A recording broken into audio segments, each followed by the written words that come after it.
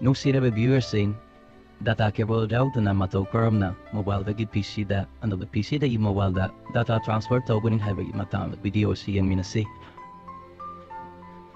Adudi haurasi ahanba oina adumgi mobile-do portable hotspot on tawiro aduga PC-duda Wi-Fi-do open tawraga hariba mobile-duga connect tawsinbiro.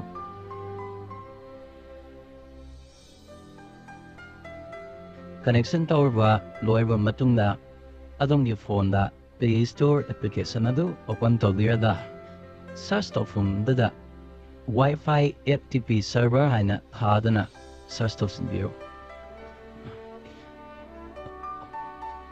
Haiba application adu idi hana install tawduna laire mayam install tawraba matungda open tawbirada start button da start tawgadabani.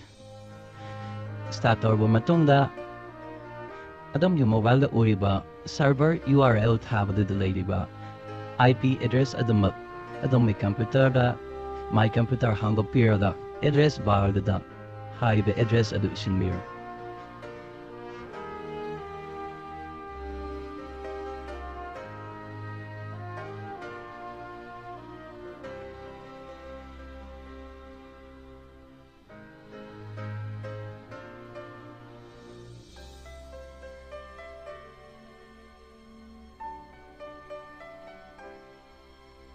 Address bar aduda IP address adu fill up tawba loirba matungda enter head pobada mobile gi memory da yauriba file sinadu aikwana computer da urgani masi data cable sirinaraga uba adubunna masidasu sapsama ubani.